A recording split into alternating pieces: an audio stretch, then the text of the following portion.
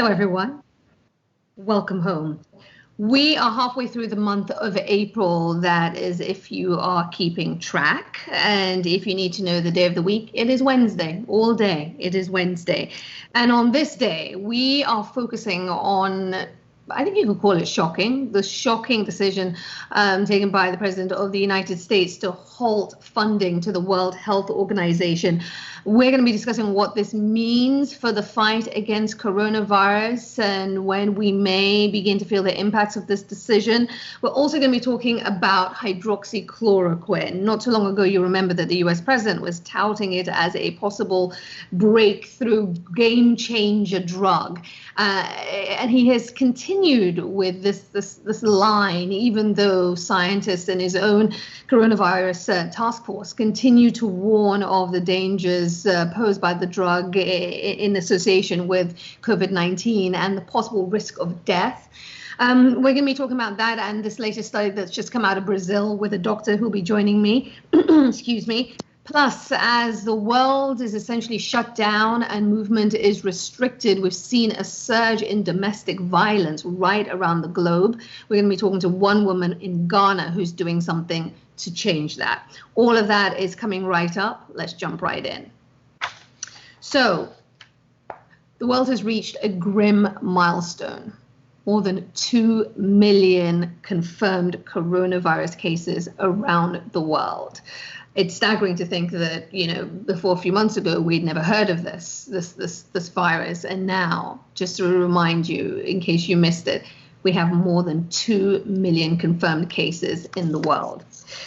This virus stands ready to remake our lives, to permanently remake our lives, to change everything we've grown accustomed to doing. And central to the effort of preventing that, from stopping that from happening, sits the World Health Organization. And it is at this moment, as the world battles a pandemic, when everything hangs in the balance, when tens of thousands of people have died, when we are all in peril, it is at this moment that the President of the United States decided to halt funding to the World Health Organization. Take a listen to his reasoning. Today, I'm instructing my administration to halt funding of the World Health Organization while a review is conducted to assess the World Health Organization's role in severely mismanaging and covering up the spread of the coronavirus.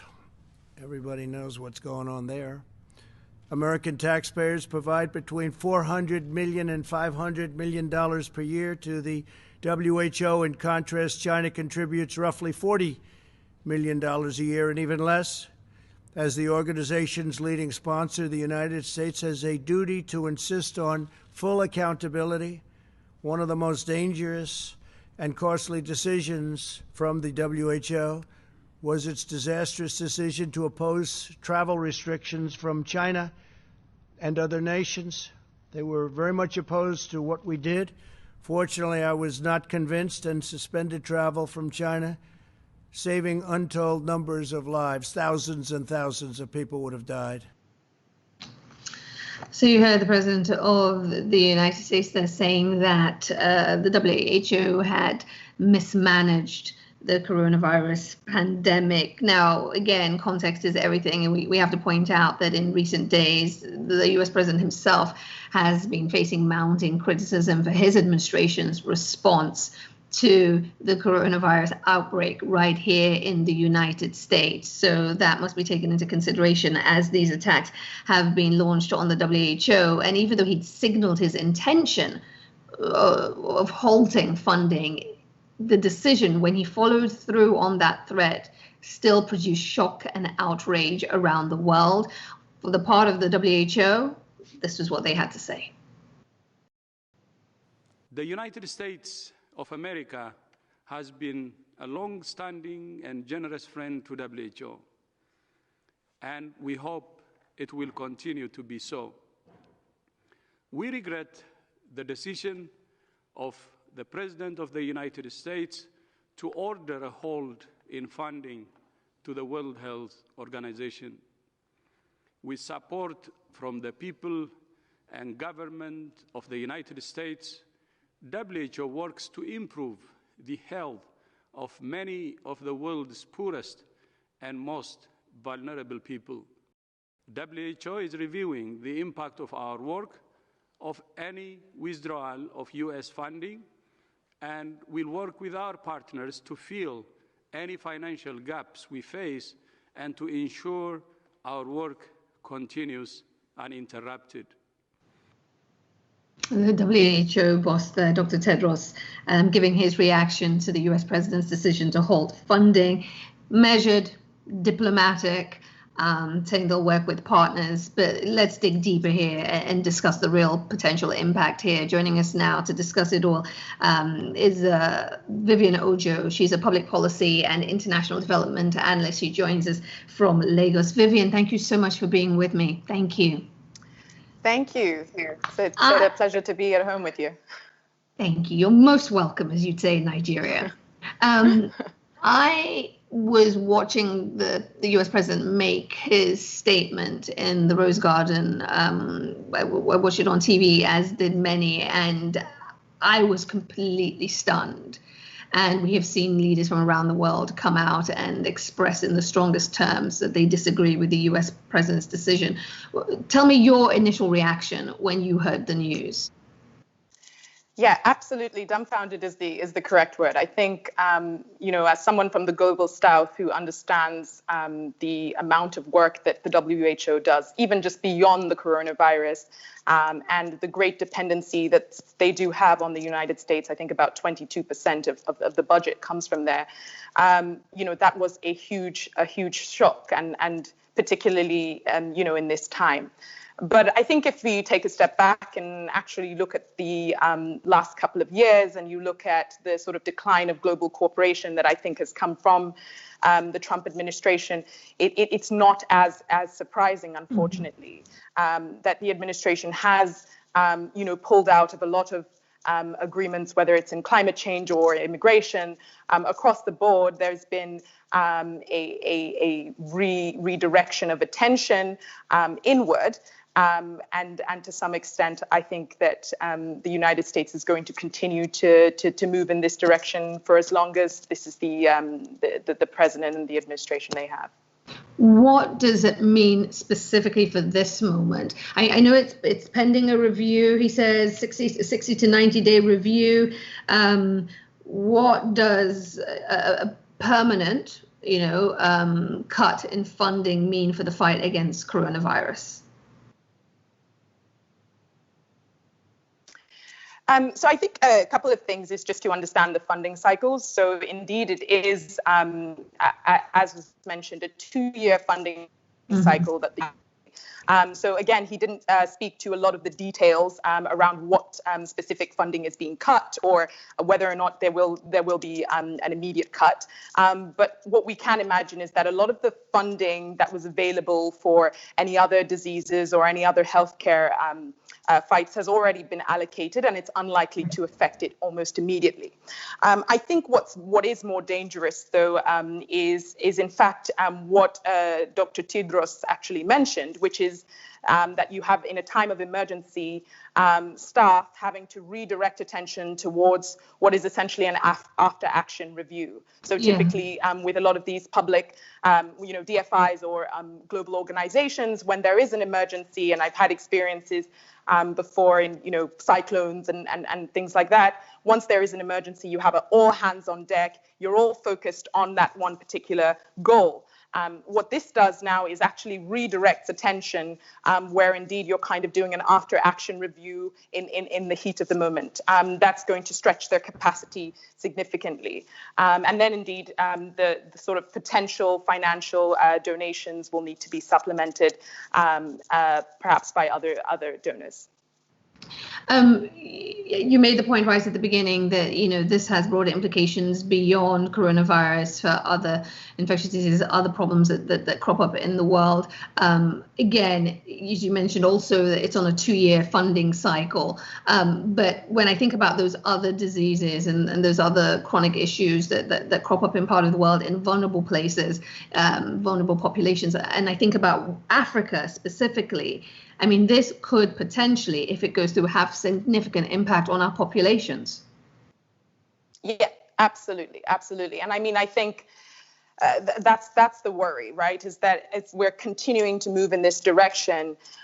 Indeed, our populations are going to experience, I think, a significant amount of deaths, and increase in the spread of disease. I mean, we're talking about, for example, in the African continent, a continent that still is combating cholera in some parts of the continent. Sorry, and we're still facing huge challenges, which folks like the Global Fund are trying to drive around TB, malaria, and HIV/AIDS. So indeed, this is it's terrible timing, particularly because of the corona factor.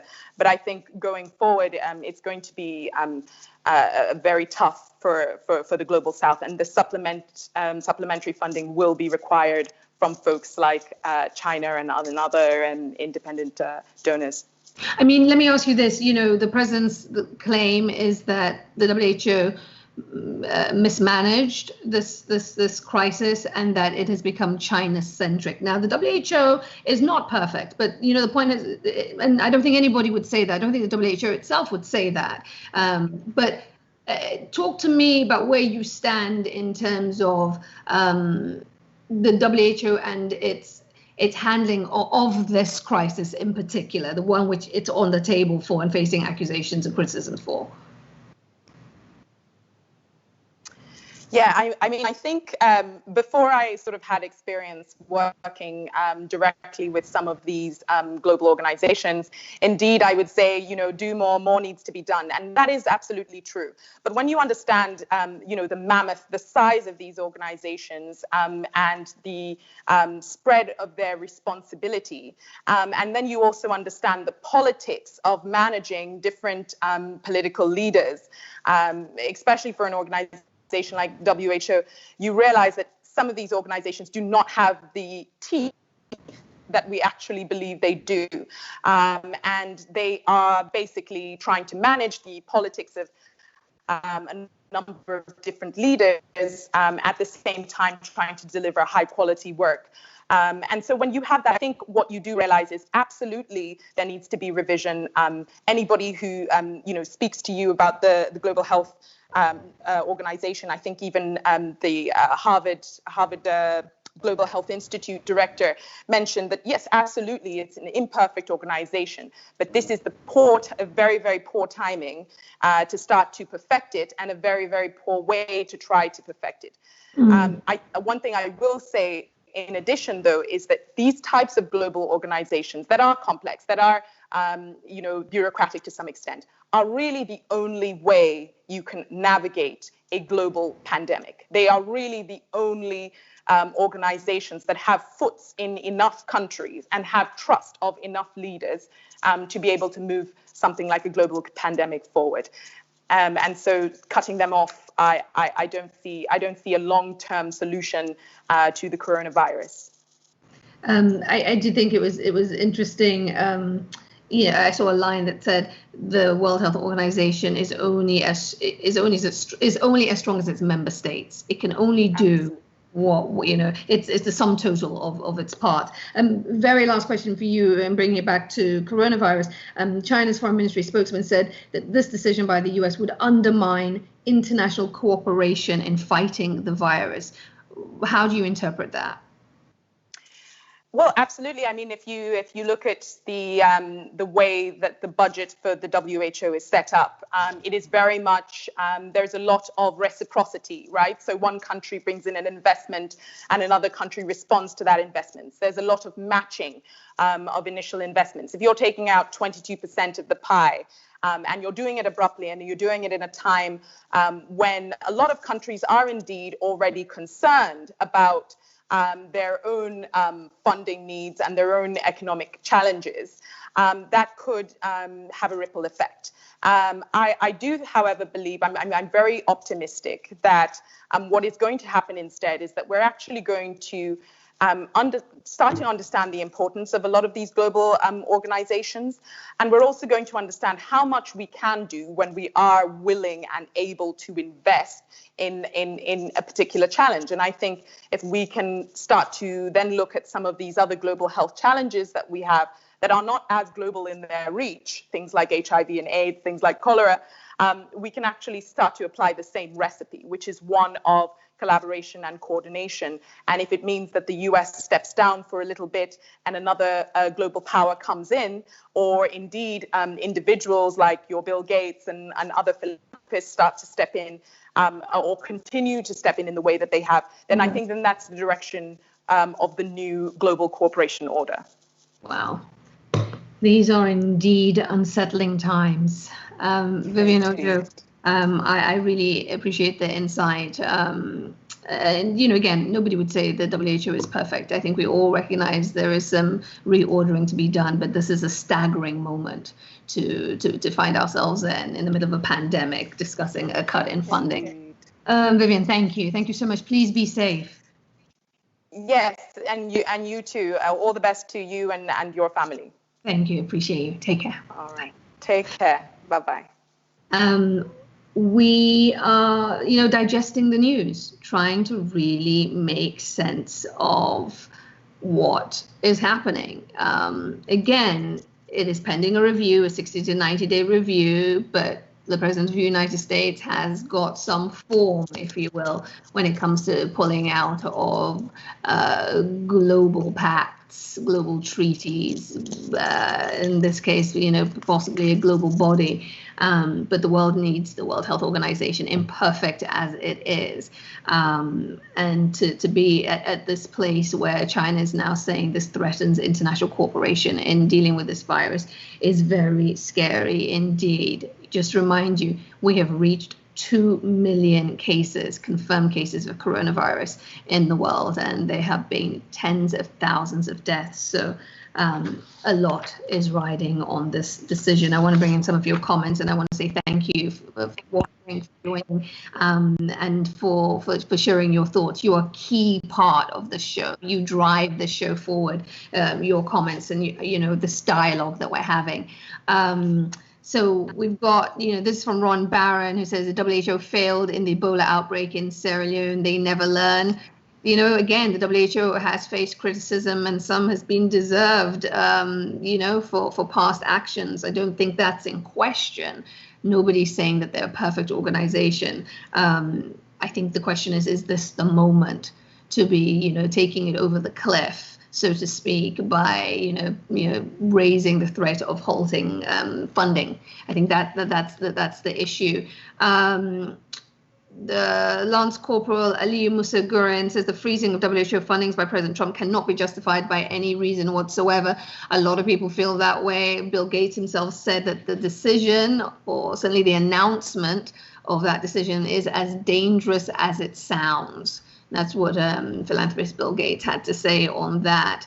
Matilda Jalla saying, great show. Thank you so much, Matilda, for watching. Humphrey Kasimwale says, the timing is misplaced. What happened to the spirit of dialogue? The focus should be COVID-19. Absolutely. I mean, I think that's the whole point, that right now there should be one focus, and that should be getting this scourge under control, which has already claimed the lives of more than 130,000 people, and stands to disrupt our way of life. And if we're talking specifically about Africa, we are looking at the potential of sub-Saharan Africa's first recession in 25 years. So the focus has got to be on beating COVID-19.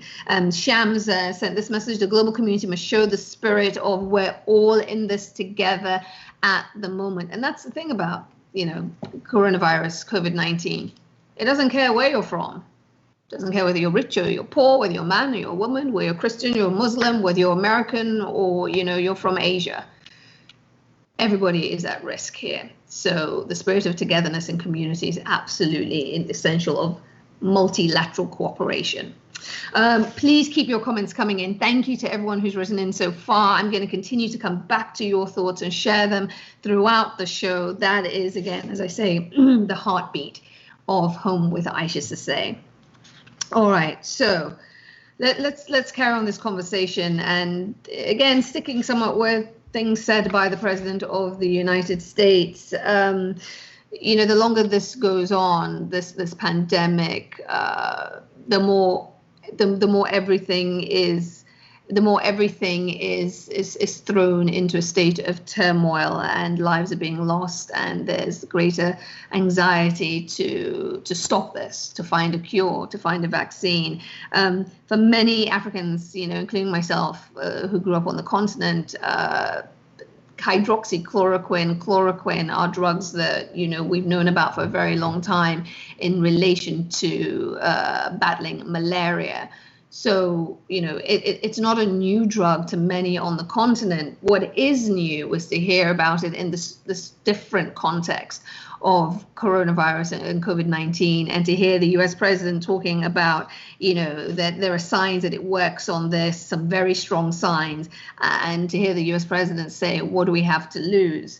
Well, according to scientists and public health experts, there's a lot that we could lose. A lot of experts, a lot of medical people flagging the fact that there is an issue of toxicity. So dosage is very important, is absolutely critical. And also talking about the fact that we've seen some studies coming out of Brazil with about 81 people, in which a number died as they trialed hydroxychloroquine to ameliorate the effects of COVID-19. So we're going to be talking about this on the show with a doctor who has some perspective on the comments made by the president and these trials. We're going to talk about that with her when she joins us, but we're going to hit a pause on that and move on to talk about something else that I mentioned at the top of the show, which is the spike in domestic violence that we've seen globally. Again, I keep bringing up this point that coronavirus has altered our lives, and in one regard, the curfews, the lockdowns, about a third of the world is living under some kind of coronavirus restriction, and we've seen that everything has changed. Everything has changed around us. We tend to focus ostensibly on what it all means for our economies. That part of the conversation is being talked about and pondered upon, and many voices are involved in that dialogue. What does it mean for us financially? What's the economic fallout? What isn't getting as much attention is the fact that we've also seen the spike in domestic violence around the world, and it's shocking. I want to give you some data.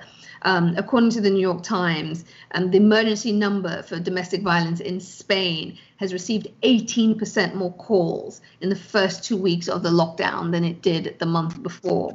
The French police say they've seen a rise of about 30% in domestic violence. And it's so bad that in those nations, they're turning empty hotel rooms into shelters.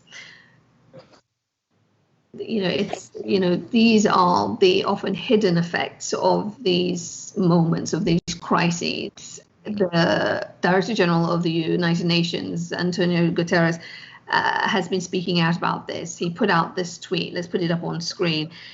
This is what he said a few days ago. He said the COVID-19 pandemic is having devastating economic consequences for women and girls. I urge governments to put forward measures targeted at women.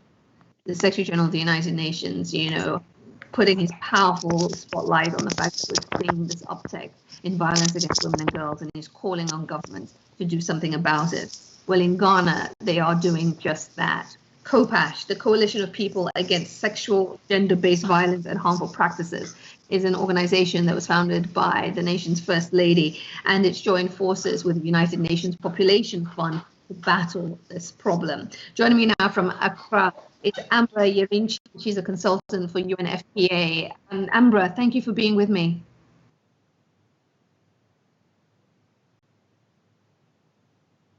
Ambra, can you hear me?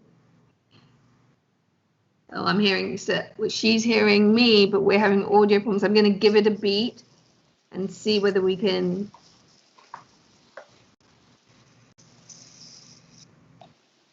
Ambra, I think you might be on mute. Will you take a look at your screen? We do it out of the abundance of caution, and no. So let me try again. Ambra, will you try speaking?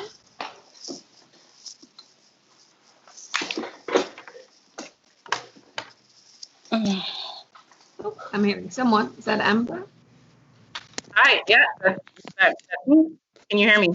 I can. Wonderful. Yes. And that's a really good audio. I'm watching a lot of television right now, and everybody's dealing with, these these signals crashing and Skype. And technology, and yes. Oh, it's Welcome to Home with Isha Sesay. Thank you for having me. You are so welcome. I want to talk to you about what you are seeing in Ghana. I just shared some data points with our viewers about what we're seeing in Europe and these spikes. What's the situation in Ghana? Definitely. I mean, we are seeing a very similar uptick in domestic violence cases being reported generally since this pandemic started, specifically in this period we're in, where the government has indicated a lockdown of the entire country, and we're actually in our third week of this lockdown. And essentially what we've been seeing is that there have been cases being reported informally and formally to authorities of cases of different types of domestic violence, whether it be emotional abuse, psychological abuse, a lot to do with physical abuse. And so, as you mentioned, COPASH, which was founded by the United Nations Population Fund in collaboration with the Office of the Second Lady. My mistake, yes, the Second Lady. Mm-hmm. Yeah, no worries. It was, we've taken up the mantle, and we've sort of been able to promote and talk about this upsurge in domestic violence cases and support victims and survivors. One thing that we have done is launched a hotline with the government of Ghana to be able to support victims in this time. And so they're generally, I mean, all over the world, you're seeing this huge surge in cases. And I mean, it's almost rational in the sense that you have perpetrators or women who are being forced to lock down, as we're all being asked to all over the world. And a lot of times with intimate partner violence, it's usually the people that you live in the same household with. And so there is a direct correlation. The thing is, we're now under this lockdown, with the social distancing restrictions of movement. How much is that complicating efforts to get, more substantial help to people who need it? Oh, that's a great question. Just, really looking at the cultural context being in Ghana, a lot of the work that we do with UNFPA is through our implementing partners. And what we do is we support them by doing a lot of community outreach. When you're looking at, in comparison to other countries where, I'll give you the example in France, for example, they have this mechanism where survivors, they're using technology to reach survivors and say, hey, on TV, if you are find yourself in a situation, go to a pharmacy and give this code word. Mm-hmm. What we don't necessarily have access to that. And we have to recognize the cultural context. What we've done in the past is outreach at the community level. And so when you're talking about things like social distancing and being able to reach out to individuals at the community level, it's almost non-existent. Mm-hmm. And that's really where the difficulty lies, right? And so, in the past, UNFPA has supported agencies, CSOs, NGOs, as they do, community interventions at the local level by going door to door, working with individuals within the community, traditional leaders, religious leaders. And so, when you're forced into this situation, as none of us foresaw that this would happen, it really creates a huge challenge, right? You were not able to gather socially, which is our cultural context, and that's how we disseminate information. And so how then do we mitigate that? And so we're working really, really, really hard with the government to be able to have alternative forms of disseminating information to people to be able to access help. And I know that radio is being used in terms of getting out messaging. so that way it's getting not just to, potential victims, actual victims, but, there has a potential to spark a wider conversation in society. Is that Exactly happening?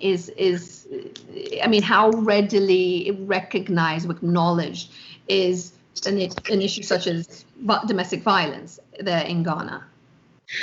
That's, again, another amazing question, because it has sparked a really great conversation. I've worked in the gender space for quite a number of years. And, you talk to people about the work that you do, about women's rights, about sexual and gender-based violence. And you do get people who are quite interested and maybe a little bit well-versed in this in this arena. But generally, the general consensus is usually like, oh, you guys were feminists, and sort of brushed aside. But overall, there has been this, as we see in the surge in domestic violence cases, attention being drawn towards this particular topic. Hope Hash has been able, through UNFPA, to leverage that. You talked about radio. One of the things that we've seen, and statistically that we've seen, is that generally a lot of the outreach that we do and that we get the most results is within the rural communities. I like to consider myself still, I am a millennial, a young person, and and it's interesting because we tend to not, and these are the people that are accessing things like social media, radio, and even in this time. And so COPASH is leading on that. And we're saying that we're disseminating information through the radio, through social media, through Instagram, doing things like your show, for example, to be able to raise awareness and to be able to raise the consciousness of what gender-based violence is and the risk that people are in at this moment, as well as being able to reach out to potential victims and potential victims and current victims. And I mentioned this sort of segment of the population of millennials, and what we see is that a lot of African millennials, a lot of African young people, they fall within that sort of that where we're not able to voice out, and where our there's this thing about not being heard, not being believed, not being falling under a certain type of stigmatization. And so, there are different segments of the population that have different issues.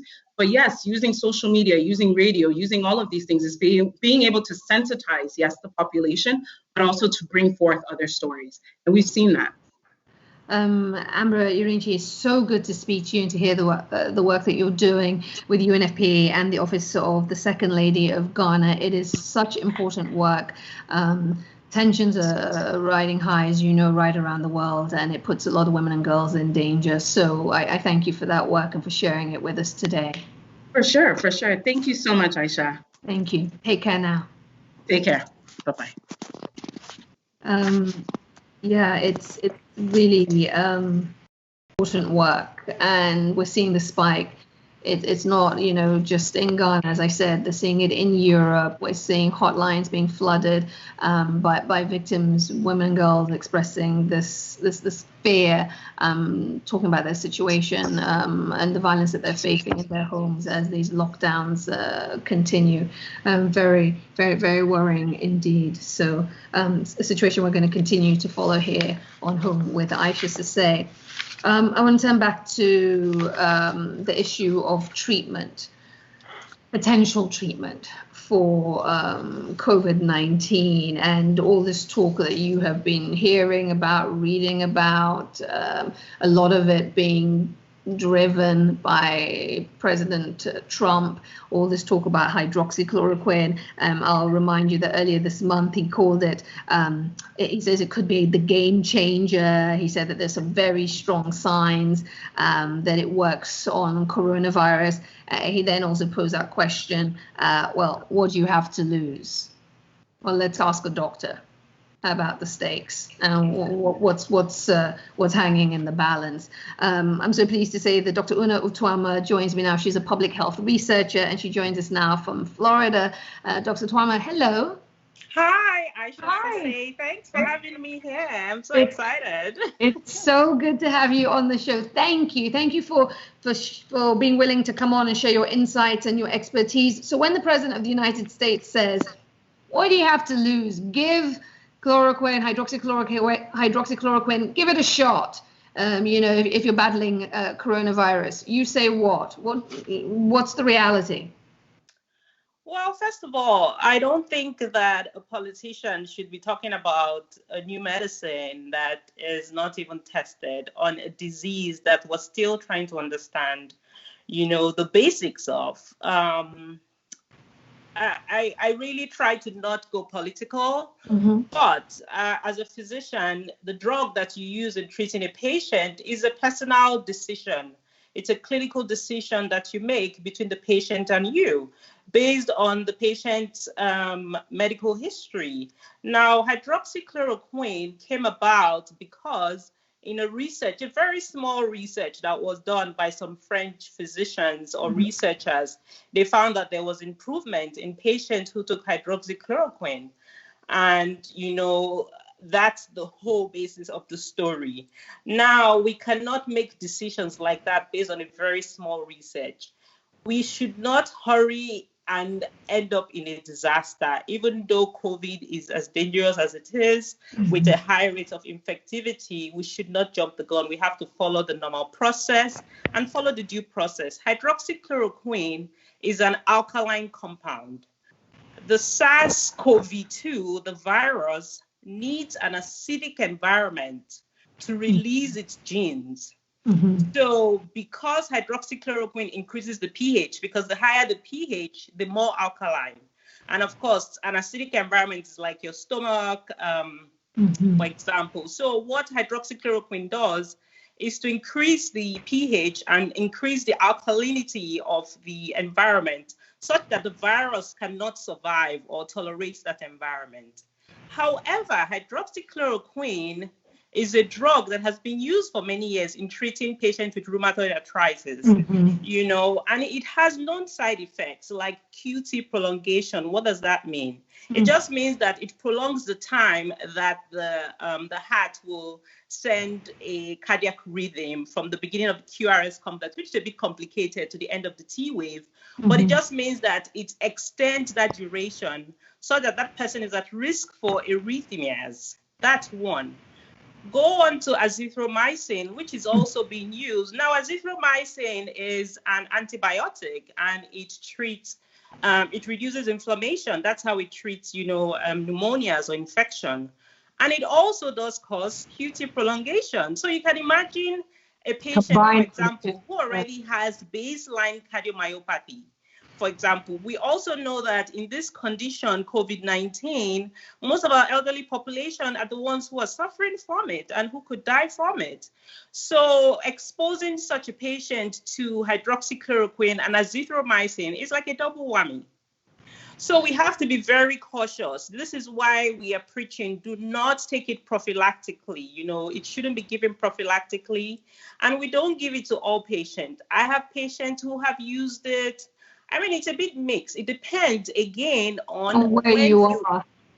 It depends on where you are with the patient in the illness. Are you early on in the program of the illness? Are you midway where the patient is very infectious? Or are you towards the end of the infection? So, this is a decision that really should be made between the physician and the patient.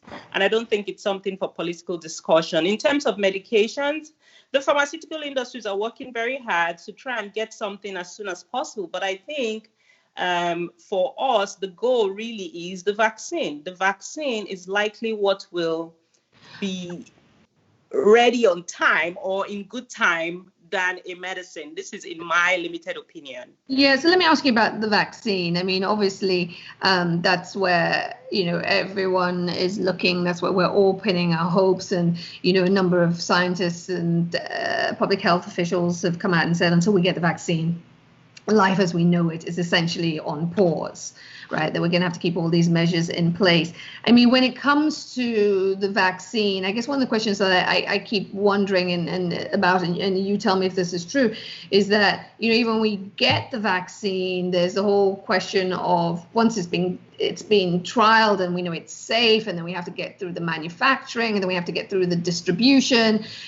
My question always then becomes, what is that distribution process in terms of when it would get to Africa? Because that's what I'm interested in. Now, I don't know. I don't know because it will depend on, I mean, when vaccines are made, Does it come down to the on nation states, to the governments themselves, or is there a protocol, i.e. in the case that it would be WHO, that would make sure all regions of the world get it at the same time? I don't know, but it's something that I'm particularly concerned about, that we don't get into a place where, the wealthier parts of the world get the vaccine, and then there are large segments of the population that are kind of lagging. I think that that's a very good question, by the way. I think that there's a lot of, the youths. The good thing about Africa today that was different from years ago is that we have a very young population, and the young population of Africa are keeping their eyes open, such that if there's any unfair distribution, we will cry out. I don't think that will happen.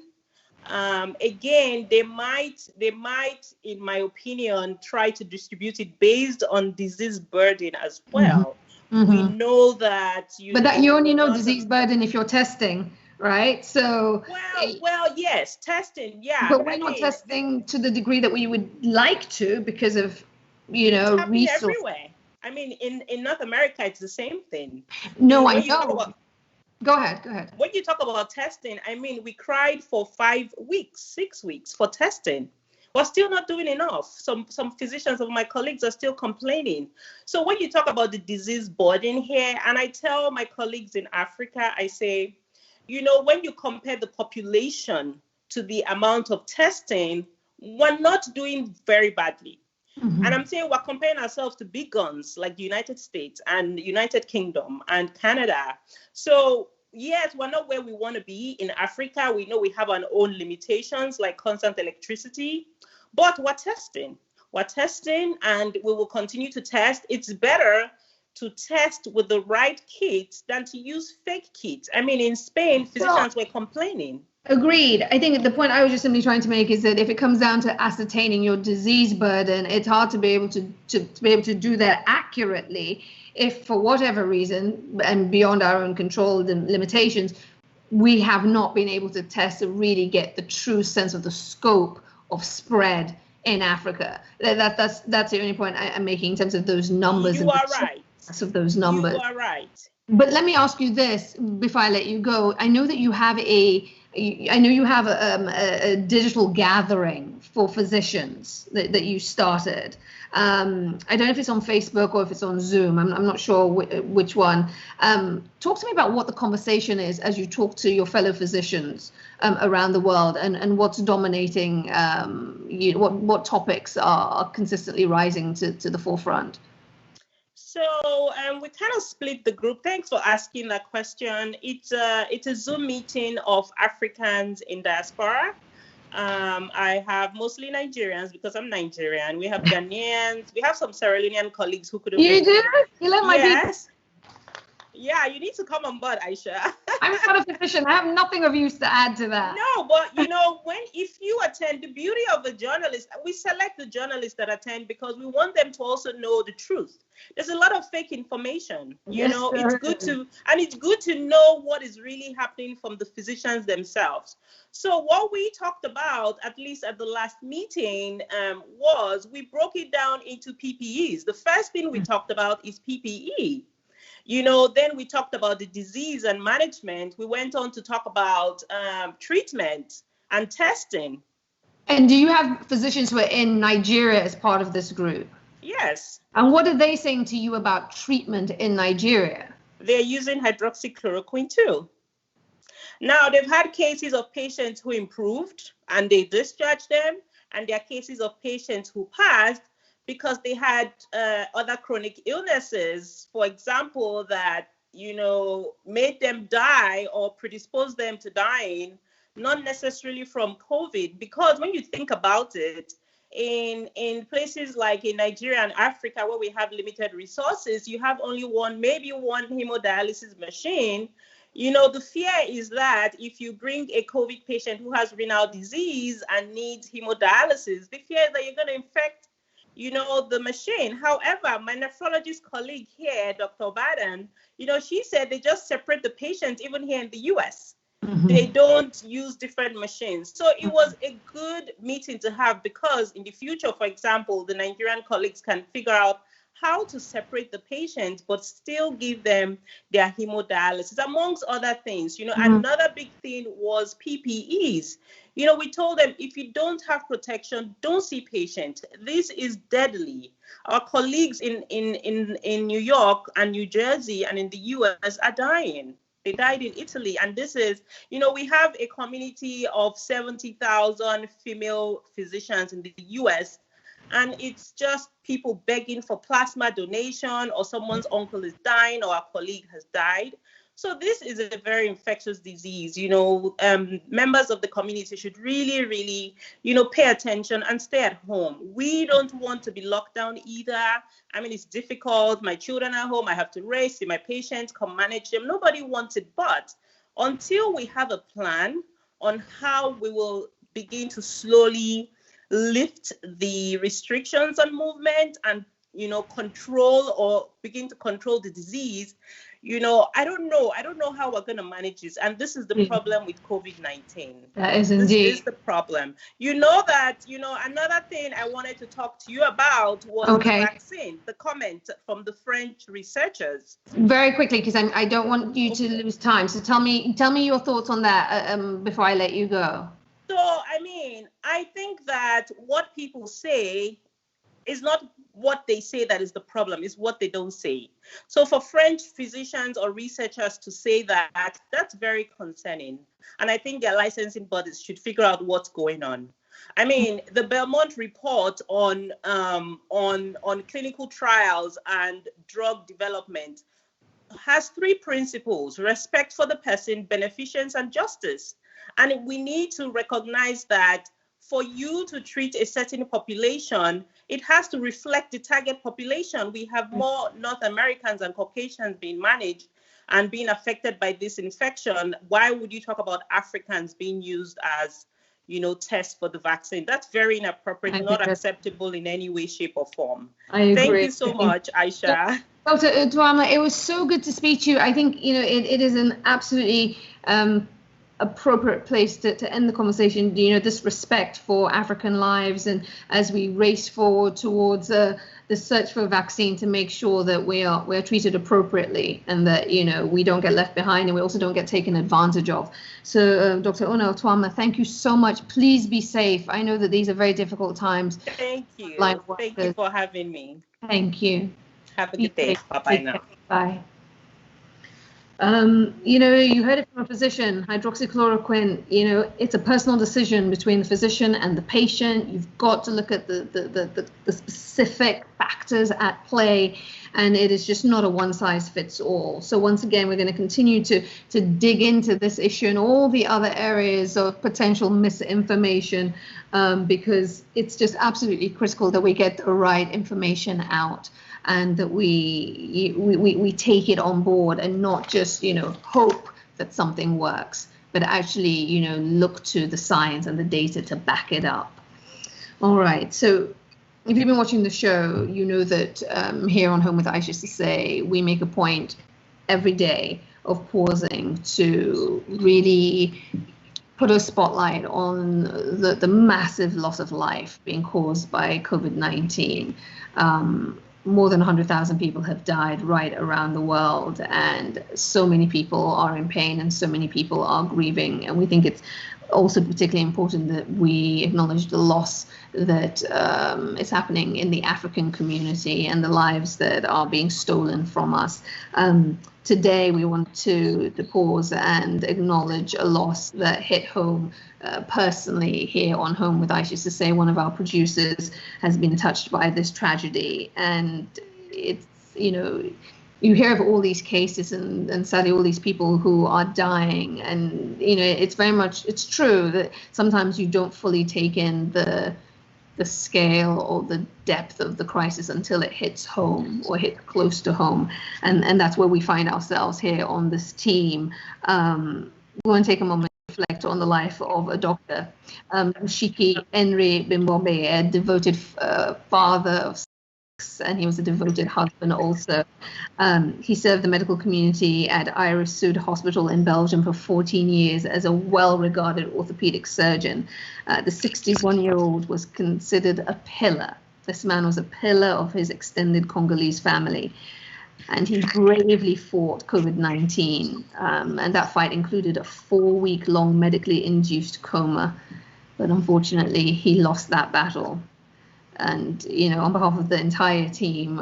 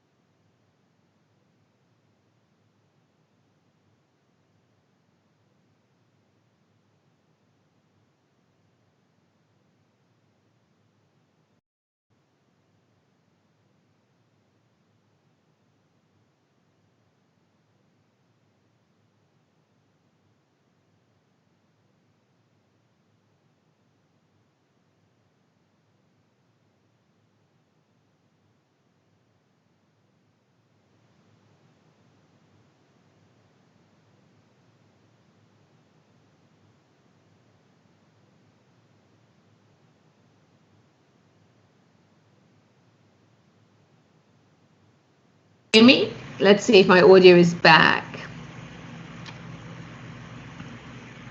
Okay, I'm back. The magic of technology these days. Apologies for that. Some way, somehow, something in the system went the wrong way and you lost me. So I am back.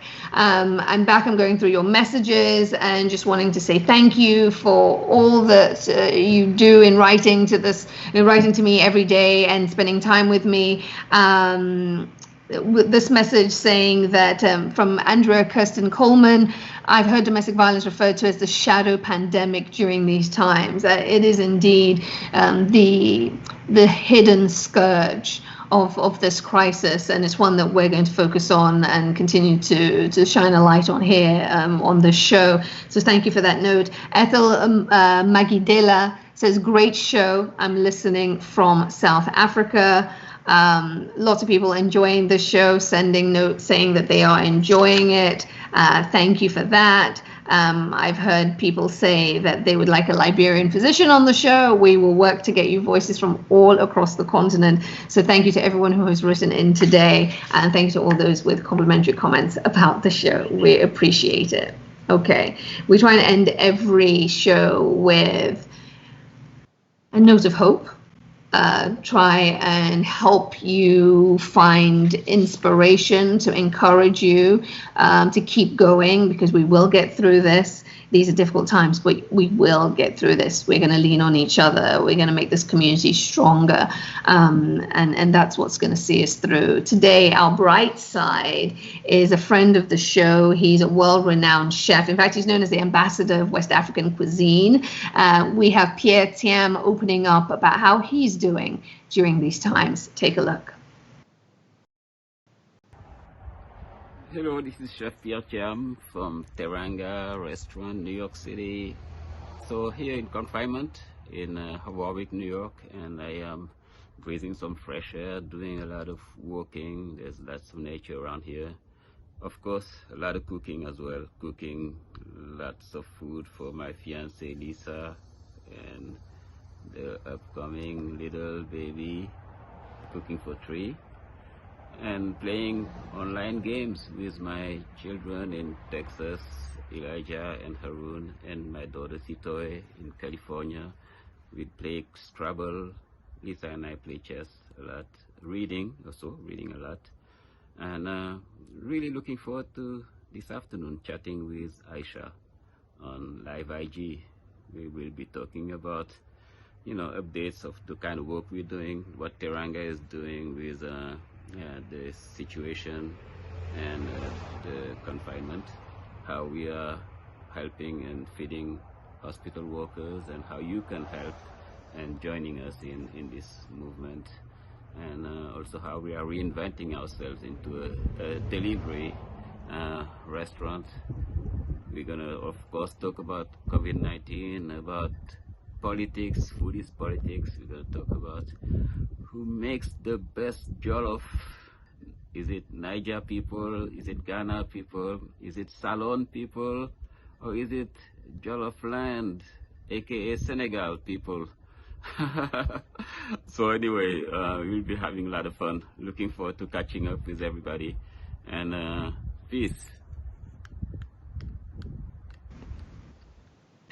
Chef Thiam, it is on. We are going to discuss jollof rice. It is official. The jollof rice wars, as they are, continue in just a few moments over on Instagram Live. That was a sneak peek of what's to come right here on Facebook Live. That's it for today's show. I want to say thank you to all of you for joining. I'll be back same time, same place tomorrow, still under lockdown in LA, at least for another 5 weeks. So join me right back here tomorrow for more great conversations, more insight into this pandemic and what it means for Africa, what we're seeing, what we're hearing, and what lies ahead.